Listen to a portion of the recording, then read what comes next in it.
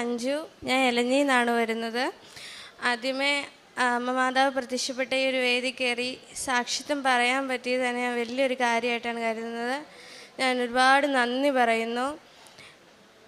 എനിക്കെങ്ങനെ പറയണമെന്നും എനിക്ക് വാക്കുപോലും കിട്ടുന്നില്ല പറയാൻ എൻ്റെ സാക്ഷിത്വം.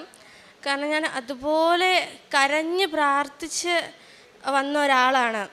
ഞാൻ പുറത്താണ് പഠിച്ചത്, ആന്ധ്രയിലാണ് പഠിച്ചത് നേഴ്സിങ്. അവിടെ എന്ന് പറഞ്ഞാൽ ഞങ്ങളുടെ കോളേജിൽ നിന്ന് പള്ളിയിലോ അങ്ങനെ വിടത്തില്ല. അവർ ഹിന്ദുക്കൾ, അവരെ അങ്ങനത്തെ ഒരു പ്രാർത്ഥന ഇതാണ്. ക്രിസ്ത്യൻസിനോട് ഭയങ്കര ഒരു പുച്ഛമാണ്. അപ്പോൾ പള്ളി പോകാൻ കിട്ടുന്ന ഒരവസരങ്ങളിൽ പോവുകയും പ്രാർത്ഥിക്കുകയും ചെയ്യും. കുർബാന കൂടാൻ പറ്റാത്തതിലൊക്കെ എനിക്ക് നല്ല വിഷമം ഉണ്ടായിരുന്നു. കാരണം എന്താണെന്ന് വെച്ചാൽ അവിടെ തെലുങ്കാണ് സംസാരിക്കുന്നത്. മലയാള കുർബാനയൊന്ന് കാണാനൊന്ന് കൊതിക്കുകയും ഒന്ന് കുമ്പസാരിക്കാൻ കൊതിക്കുകയൊക്കെ ഞാൻ ഒരുപാട് ചെയ്തിട്ടുണ്ട്. അങ്ങനെ പോയിക്കൊണ്ടിരുന്ന സമയത്ത് കൂട്ടുകാരുടെ സൈഡിൽ നിന്നാണ് ഞാൻ അറിയുന്നത് കൃപാസനം എന്ന് പറയുന്ന പള്ളിയുണ്ട്, ധ്യാനകേന്ദ്രമുണ്ട്. പോയി പ്രാർത്ഥിക്കുന്നത് വളരെ നല്ലതാണ്. ഒരുപാട് സാക്ഷിത്വങ്ങൾ പറയുന്നുണ്ട്. ഞാനത് യൂട്യൂബിലൊക്കെ സെർച്ച് ചെയ്തു, ഗൂഗിളിലൊക്കെ നോക്കി. പിന്നെയുള്ള രീതിയിൽ ഞാനിങ്ങനെ അന്വേഷിച്ചുകൊണ്ടിരിക്കുമായിരുന്നു, എങ്ങനെ വരാൻ പറ്റും, എങ്ങനെ ഇവിടെ കാര്യങ്ങൾ എങ്ങനെയാണ് എന്ന് അന്വേഷിച്ച് ഒരു പ്രാവശ്യം വന്നു. പക്ഷെ അന്ന് എനിക്ക് ഉടമ്പടി എടുക്കാൻ പറ്റിയില്ല. ഉടമ്പടി എടുക്കാതെ ഞാൻ പോയി. എനിക്കറിയില്ലായിരുന്നു എങ്ങനെ ഉടമ്പടി എടുക്കണ്ടേന്ന്, അതുകൊണ്ട് എടുക്കാണ്ട് ഞാൻ പോയതാ. അതിനുശേഷം പിന്നെ ഞാൻ കോളേജിൽ പോയി കഴിഞ്ഞ് പഠിത്തം കഴിഞ്ഞു. 4ാം വർഷം ഒരു പഠിത്തം എല്ലാം കഴിഞ്ഞ് പരീക്ഷ എല്ലാം കഴിഞ്ഞു.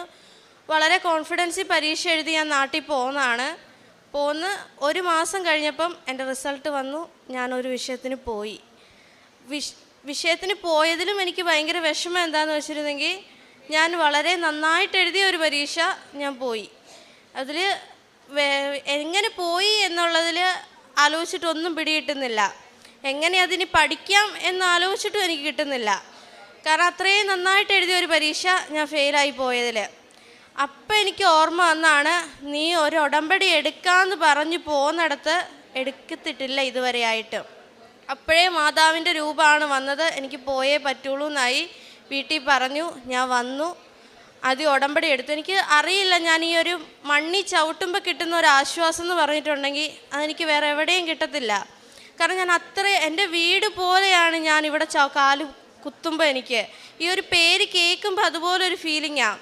ഞാൻ വന്നു, ഉടമ്പടി എടുത്തു പോയ പിന്നെ എനിക്കൊരു ടെൻഷനില്ല. ഞാൻ പരീക്ഷയെക്കുറിച്ച് പേടിക്കുന്നില്ല, വരാൻ പോകുന്ന റിസൾട്ടിനെ കുറിച്ച് പേടിക്കുന്നില്ല, ഇനി എൻ്റെ മുന്നോട്ടുള്ള ജീവിതത്തെക്കുറിച്ചേ ഞാൻ പേടിക്കുന്നില്ല. എനിക്ക് ഈ ഉടമ്പടി പൂർത്തിയായി എങ്ങനെ പോയാൽ മതി, വേറെ ഒന്നിനെക്കുറിച്ചും ചിന്തിക്കുന്നില്ല. പരീക്ഷ 2ാമത് എഴുതാൻ പോയപ്പോൾ ഉള്ളതെന്ന് പറഞ്ഞാൽ ടിക്കറ്റില്ല പോകാൻ വേണ്ടി. വളരെ ബുദ്ധിമുട്ടിയാണ് എക്സാം എഴുതാൻ പോയത്. ചെന്ന് കയറുന്നത് എക്സാമിൻ്റെ തലേദിവസം രാത്രി 10-12 മണിയായപ്പോഴാണ്. ഒരു വക രാത്രി പഠിക്കാൻ പറ്റിയില്ല. പിറ്റേ ദിവസം രാവിലെ താമസിച്ച് എണീറ്റു. ഒരു അക്ഷരം പഠിച്ചില്ല. എക്സാമിന് ചെന്നപ്പം എക്സാം പേപ്പർ കിട്ടുമ്പോൾ ടെൻഷനാണ്. കാരണം 1 എഴുതിയ പരീക്ഷയാണ്. ഇനി ഞാൻ എങ്ങനെയാണ് ഇത് എഴുതണ്ടേന്ന് എനിക്കറിയില്ല. കാശുരൂപം കയ്യിലുണ്ടായിരുന്നു. കാശുരൂപത്തിൽ മുത്തി നല്ലപോലെ ഞാൻ പ്രാർത്ഥിച്ച് പറഞ്ഞു, മാതാവ് ഞാൻ എഴുതുക, പേനക്ക് താഴെ വെക്കുമ്പം മാതാവ് അത്ഭുതം കാണിക്കണേന്ന് പറഞ്ഞു. എക്സാമിൻ്റെ എഴുത്ത് തുടങ്ങി. എഴുതി പോയി. വളരെ പാടായിരുന്നു. ആദ്യത്തെ എക്സാം വളരെ എളുപ്പമായിരുന്നു. 2ാമത്തെ എക്സാം വളരെ പാടായിരുന്നു. എഴുതിയിട്ട് എനിക്ക് മതിയാവുന്നില്ല എങ്ങനെയാന്ന്. പക്ഷെ എൻ്റെ പേന പോകുന്നത് ഞാൻ ചലിക്കുന്ന വഴിയല്ല. എൻ്റെ കൈ ഞാൻ ആഗ്രഹിക്കുന്നിടത്തേക്കല്ല പോകുന്നത്. ഞാൻ എന്തൊക്കെയോ എഴുതുന്നു, സമയം തീരുന്നതിനെ ആലോചിക്കുന്നേ ഇല്ല, എഴുതുക പോവുക. അങ്ങനെ എഴുതി എൻ്റെ പേപ്പർ തീർന്നു കഴിഞ്ഞപ്പോഴും ആലോചിക്കുന്നത്, ഞാൻ ഇനിയും ആൻസർ എഴുതിയിട്ടില്ല. 15 മാർക്കിൻ്റെ 2 ക്വസ്റ്റ്യനാണ് ഞാൻ എഴുതാതെ വിട്ടിരുന്നത്. എനിക്ക് ടെൻഷനായി. ഞാൻ പരീക്ഷ എഴുതി തീർന്നിട്ടില്ല, എനിക്ക് പേടിയാവുക, മാതാവേ ഏൽപ്പിച്ച് തരുക എൻ്റെ പേപ്പർ, നോക്കിയേക്കണേ. എനിക്ക് പേപ്പർ നോക്കുന്നത് മാതാവാന്നാ മനസ്സിൽ. അവിടെ ഇരുന്ന് തന്നെ പേപ്പർ കൊടുത്തു കഴിഞ്ഞാൽ വിശ്വാസപ്രമാണം ചൊല്ലിയാണ് ഞാനെൻ്റെ സീറ്റിൽ നിന്ന് എണീറ്റ് പോന്നു. എക്സാമിന് എഴുതി കഴിഞ്ഞ് നാട്ടിൽ വന്നു കഴിഞ്ഞ് എനിക്ക് പുതുക്കേണ്ട സമയമായി. പുതുക്കാൻ വന്നു. പുതുക്കിയപ്പോൾ ആദ്യമായ അച്ഛൻ ചെല്ലുമ്പോൾ പറയുന്ന കാര്യമാണ്, ഈ ഒരു പുതുക്കലിന് ശേഷമാണ് അത്ഭുതങ്ങൾ സംഭവിക്കുന്ന സമയം. നേരാണ്, അത്ഭുതങ്ങൾ സംഭവിക്കുന്ന സമയം തന്നെയാണത്. ആദ്യത്തെ പുതുക്കലിന് ശേഷം എൻ്റെ റിസൾട്ട് ഒരാഴ്ചയ്ക്കുള്ളിൽ തന്നെ വന്നു. ഞാൻ പാസ്സായി. എനിക്ക് ഡിസ്റ്റിങ്ഷൻ മാർക്കുണ്ട് എൻ്റെ ആദ്യത്തെ ഈ സപ്ലി എക്സാം കഴിഞ്ഞപ്പം. ഞാൻ ഒട്ടും വിചാരിച്ചില്ല. ജസ്റ്റ് പാസ്സിന് ഞാൻ മാതാവിൻ്റെ അടുത്ത് വന്നത്, എനിക്ക് ഡിസ്റ്റിങ്ഷൻ തന്നാണ് ഞാൻ പാസ്സായേക്കുന്നത്. ഒരുപാട് നന്ദിയുണ്ട്. ഞാനത് പ്രാർത്ഥിച്ച് കഴിഞ്ഞ് പാസ്സായി കഴിഞ്ഞ് എനിക്ക് സർട്ടിഫിക്കറ്റുമായിട്ട് വരണം എന്നുള്ളതായി. ഞാൻ അതിനു വേണ്ടി കോളേജിൽ ഒരുപാട് വിളിച്ചു. രജിസ്ട്രേഷൻ ആയിട്ടില്ലെന്ന് പറഞ്ഞുകൊണ്ടിരിക്കുകയായിരുന്നു. 1 മാസം രജിസ്ട്രേഷൻ എടുക്കുന്നത് ഞങ്ങൾക്ക് 2 മാസമായിട്ടും രജിസ്ട്രേഷൻ കഴിഞ്ഞിട്ടില്ല. ടെൻഷനാകാൻ തുടങ്ങി. ജോലി അടുത്തത് നാട്ടുകാരെല്ലാവരും ചോദിച്ചു തുടങ്ങി, ജോലിക്ക് പോകുന്നില്ലേ? എല്ലാവരുടെയും അടുത്തുനിന്ന് സ്വാഭാവികമായി വരുന്ന ചോദ്യം. ഞാൻ ഒരുപാട് ഒഴിവുകഴിവുകൾ പറഞ്ഞിട്ടും എനിക്ക് പറ്റുന്നില്ല, പിടിച്ചു നിൽക്കാൻ പറ്റുന്നില്ലാണ്ടായി. ഞാൻ വീട്ടിൽ തന്നെയായി, റൂമിൽ അടച്ചിട്ട പോലെയായി, ഡിപ്രഷൻ വക്കീലായി ഞാൻ, ജോലി കിട്ടാത്തതിൻ്റെ ഒരു പേരിൽ. ഇൻ്റർവ്യൂ അറ്റൻഡ് ചെയ്യുന്നുണ്ട്. അറ്റൻഡ് ചെയ്യുമ്പോഴേ അവർ രജിസ്ട്രേഷൻ സർട്ടിഫിക്കറ്റ് ചോദിക്കുന്നു. അതാകാത്ത കൊണ്ട് അതിൻ്റെ ഒരു പേടി. കോളേജിൽ വിളിക്കുമ്പോൾ ആയിട്ടില്ല, ഇങ്ങനെ വിളിച്ച് ശല്യം ചെയ്യാതെ എന്നുള്ള പറച്ചിൽ, എല്ലാം കൊണ്ടും ആകെ ഒരു മൂടാവസ്ഥയായി. അപ്പോഴാണ് എൻ്റെ ഒരു കൂട്ടുകാരി വിളിച്ച് പറയുന്നത്, ഇന്നൊരു സ്ഥലത്ത് ഇൻ്റർവ്യൂ ഉണ്ട്, നീ അത് അറ്റൻഡ് ചെയ്ത് നോക്കുമെന്ന് പറഞ്ഞു. അന്ന് എനിക്ക് നല്ല പനിയാണ്, ഇൻ്റർവ്യൂ അറ്റൻഡ് ചെയ്യാൻ ഒട്ടും മനസ്സില്ല. പക്ഷേ മാതാവിനോട് പറഞ്ഞു, ഞാൻ അറ്റൻഡ് ചെയ്യുക മാതാവേ, കാത്തോളണേ എന്ന് പറഞ്ഞു. ഇൻ്റർവ്യൂ അറ്റൻഡ് ചെയ്തു.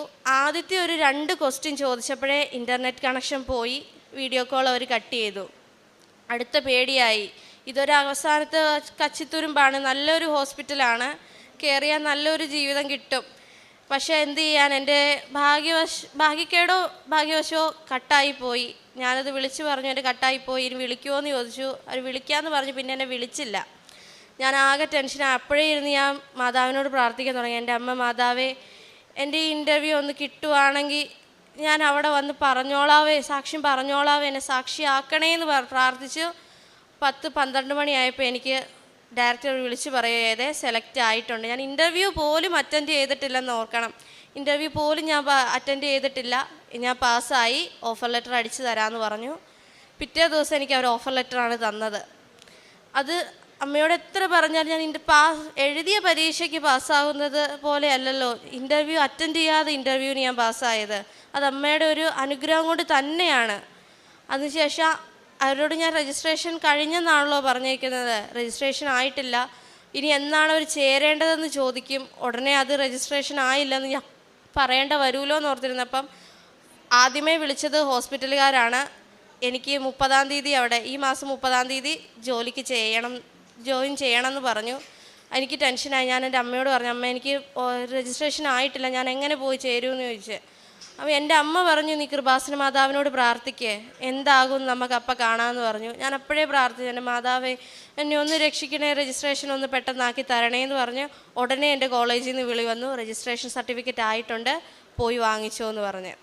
ഞാൻ ഈ 19-ാം തീയതി പോയി രജിസ്ട്രേഷൻ സർട്ടിഫിക്കറ്റ് വാങ്ങിച്ചു. ഞാൻ വന്നേക്കുന്ന എൻ്റെ സർട്ടിഫിക്കറ്റും കൊണ്ടാണ്. ഞാൻ 28-ാം തീയതി പോകുവാണ് മുംബൈക്ക്. എനിക്ക് മുംബൈയിൽ 30-ാം തീയതി ജോലിയായി, 1 വർഷത്തെ ബോണ്ടിന്. എൻ്റെ കൂട്ടുകാർ ഇതിനു മുന്നേ ആദ്യം പാസ്സായി പോയവരും അവർക്ക് അംഗീകാരം കിട്ടാത്ത പല ഹോസ്പിറ്റലിൽ പോയവർ ജോയിൻ ചെയ്തിട്ടുണ്ട്.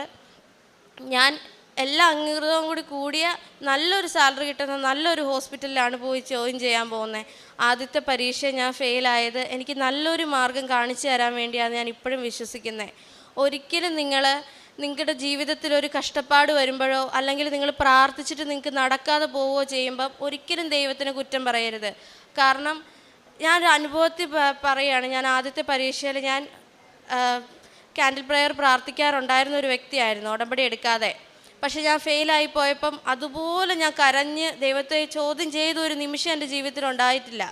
അതുപോലെ ഞാൻ കരഞ്ഞ്, രാത്രി മുഴുവനും കരഞ്ഞ് ഞാൻ ചോദ്യം ചെയ്തു, എന്തിനെന്നെ തോൽപ്പിച്ചു, ഞാൻ പ്രാർത്ഥിച്ചതല്ലേ, എന്നിട്ട് എന്നെ എന്തിന് കൈവിട്ടു, വേറെ ആരും പ്രാർത്ഥിക്കുന്നതിൽ കൂടുതൽ ഞാൻ പ്രാർത്ഥിച്ചില്ലേ, എന്തിനെന്നെ കൈവിട്ടു എന്ന് ചോദിക്കാത്ത ദിവസങ്ങളില്ലായിരുന്നു. പക്ഷേ ഞാനിപ്പോൾ ഏറ്റവും കൂടുതൽ എൻ്റെ ജീവിതത്തിൽ വിഷമിക്കുന്ന ഒരു നിമിഷം ഞാൻ അങ്ങനെ ചോദിച്ചു പോയല്ലോ എന്നോർത്താ. എന്തിന് ഞാൻ അങ്ങനെ ചോദിച്ചു പോയി, ഞാനത് ചെയ്തത് തെറ്റല്ലേ? ഒരിക്കലും നിങ്ങൾ ആ ഒരു തെറ്റ് ചെയ്യരുത്. നിങ്ങൾ ആഗ്രഹിച്ച ഒരു കാര്യം നടന്നില്ല എന്ന് പറയുമ്പോഴേ എന്തിന് ദൈവമേ എന്നോട് അങ്ങനെ ചെയ്തു എന്ന് ചോദിക്കരുത്. കാരണം നിങ്ങൾ വിചാരിച്ചതിൽ എന്തോ കൂടുതൽ നിങ്ങൾക്ക് തരാൻ വേണ്ടിയാണ് നിങ്ങൾക്ക് അങ്ങനെ ഒരു മാറ്റം ദൈവം തരുന്നത്. ഒരിക്കലും നിങ്ങൾ അതിനെ ഓർത്ത് വിഷമിക്കരുത്. നിങ്ങൾ ആരും അങ്ങനത്തെ ഒരു തെറ്റ് ചെയ്യരുത് എനിക്ക് നിങ്ങളോട് പറയാനുള്ളത്. അതുപോലെ അച്ഛൻ്റെ ധ്യാനം ഉറപ്പായിട്ട് നിങ്ങൾ മുടങ്ങാതെ ചൊവ്വാഴ്ച ധ്യാനം കൂടേണ്ട ഒരു വ്യക്തിയാണ്. അച്ഛൻ പറയുന്ന കാര്യങ്ങളെല്ലാം സത്യമാണ്. നിങ്ങൾ ഉടമ്പടി എടുക്കുമ്പം ഇങ്ങനെ പ്രാർത്ഥിക്കൂ, രാവിലെ ഇന്ന ചെറിയ ചെറിയ ടിപ്സാണ്, നിങ്ങൾ പ്രാർത്ഥിക്കുമ്പോൾ നിങ്ങളുടെ പ്രാർത്ഥനകൾ ഇന്നതുകൾ കൂടി പ്രാർത്ഥിക്കൂ എന്ന് പറയുന്നത് ഞാനത് അച്ചടി രാവിലെ പ്രാർത്ഥിക്കുന്ന ഒരാളാണ്. അച്ഛൻ പറയുന്ന രീതിയിൽ നിങ്ങളും അതുപോലെ തന്നെ നിങ്ങൾ നോക്കൂ. ഉറപ്പായിട്ട് നിങ്ങൾക്ക് കത്തും. അച്ഛൻ പറയുന്ന പോലെ തന്നെ നിയോഗങ്ങൾ കത്തും. നിങ്ങൾ സാക്ഷ്യത്വം പറയും. സത്യമായിട്ടുള്ളതാണ്. ഞാൻ അമ്മ മാതാവിനോട് ഒരിക്കൽ കൂടി നന്ദി പറയുകയാണ്. എനിക്ക് ഈ സാക്ഷ്യത്വം മുഴുവൻ പറയാൻ പറ്റിയതിനും നിങ്ങളോട് സംസാരിക്കാൻ പറ്റിയതിനും നന്ദിയുണ്ട് ഈശ്വർ. അതുപോലെ ഞാൻ ചെയ്യാറുള്ള പ്രവൃത്തികൾ എന്ന് പറഞ്ഞിട്ടുണ്ടെങ്കിൽ, എൻ്റെ ഈ ധ്യാനം എടുത്ത് ഈ ഉടമ്പടി എടുത്ത അന്ന് തൊട്ട് എൻ്റെ പേഴ്സിൽ ഞാൻ ചെറിയൊരു കുഞ്ഞു പേഴ്സും കൂടി സൂക്ഷിക്കുന്നുണ്ട്. കാരണം എനിക്ക് സാലറി ഇല്ല, എനിക്ക് ശമ്പളമില്ല. പക്ഷെ എന്നാലും എൻ്റെ വീട്ടിൽ നിന്ന് കിട്ടുന്ന ചെറിയ എൻ്റെ പോക്കറ്റ് മണിയിൽ ഒരു ഭാഗം ഞാൻ എൻ്റെ ആ ഒരു പേഴ്സിലേക്കാണ് വെക്കുന്നത്. അപ്പോൾ എന്നോട് എല്ലാവരും ചോദിച്ചു, നിൻ്റെ പേഴ്സിൽ എന്താ ഒരു ചെറിയ പേഴ്സ്, അതിലെന്താ ഒരു പൈസ ശേഖരണം എന്ന് ചോദിച്ചു. പറഞ്ഞു, അത് എൻ്റെ ഒരു ഭാഗം ഞാൻ എൻ്റെ ഒരു ബാഗിൽ വെക്കുന്നു, മറ്റൊരാളുടെ ഭാഗം കൂടിയാണ് ഞാൻ എൻ്റെ പേഴ്സിൽ കരുതുന്നതെന്ന്. ആരെന്നോട് എന്ത് പൈസ കാര്യം ചോദിച്ചാലും ഞാൻ ആ ഒരു ബാഗിൽ നിന്ന് എടുത്ത് കൊടുക്കും. ഇപ്പം എൻ്റെ ഉടമ്പടി പുതുക്കി കഴിഞ്ഞ് ഞാൻ വെച്ച നിയോഗങ്ങളിലെ ആദ്യത്തെ നിയോഗം, ദൈവമേ ജീവിത അവസാനം വരെ എനിക്ക് ഉടമ്പടിയോട് ചേർന്ന് ജീവിച്ച് പോകണമെന്ന്. എൻ്റെ രണ്ടാമത്തെ നിയോഗമാണ്, എനിക്ക് ജോലി കിട്ടി ഞാൻ എൻ്റെ കാശ് കൊണ്ട് ജീവിക്കുന്നിടത്തോളം കാലം എൻ്റെ ദൈവമേ എൻ്റെ സാലറിയിൽ നിന്ന് ഒരു ഭാഗം ഞാൻ മാറ്റി വെച്ച് മറ്റുള്ളവരെ എനിക്ക് സഹായിക്കാൻ പറ്റണേന്ന്. നിങ്ങളും എല്ലാവരും അങ്ങനെ മറ്റൊരാൾക്കും കൂടി മറ്റൊരു ജീവിതത്തിനും കൂടി വേണ്ടി പ്രാർത്ഥിച്ച് തുടങ്ങുമ്പം നിങ്ങൾ ഉറപ്പായിട്ടും വലിയൊരു മനുഷ്യരായി മാറും. അങ്ങനെ മാതാവ് എന്നിൽ മാറ്റിയ മാറ്റങ്ങളാണ് ഞാൻ പറഞ്ഞത്. അമ്മ മാതാവിനോട് ഞാൻ ഒരുപാട് നന്ദി പറയുന്നു.